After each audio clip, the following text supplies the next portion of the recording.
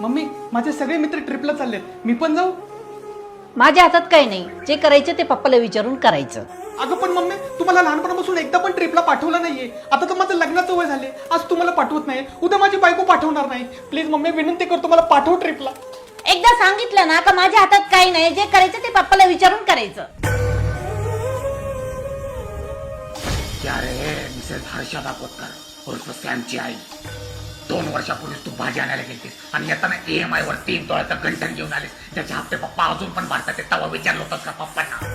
माझी मावशी म्हणजे तुझी सख्खी बहीण, तिचा बड्डे असताना त्याला 35,000चा वॉशिंग मशीन खरेदी करून दिला होता. तेव्हा विचारलं होतंस का पप्पांना? घर खर्च आणि माझ्या कॉलेजच्या फीसच्या नावाखाली पप्पांकडनं एक्स्ट्रा पैसे घेऊन 50,000ची बेशी लावलीस. तेव्हा विचारलं होतंस का पप्पांना? जेव्हा तुला काय करायचं असेल तेव्हा सगळं तुझ्या मर्जीने करतेस आणि जेव्हा मला काय करायचं असेल तेव्हा माझ्या हातात काय नाही, पप्पांना विचार असं बोलून पप्पा नावाचं गाजर माझ्या हातात देतेस. भाड खाऊ, मला उलट बोलतो, घराबाहेरच काढीन तुला. नाही नाही नाही, अगं तुझी मी हिंमत येतो. नको काढू मला घराबाहेर. जाऊ दे मला घराबाहेर.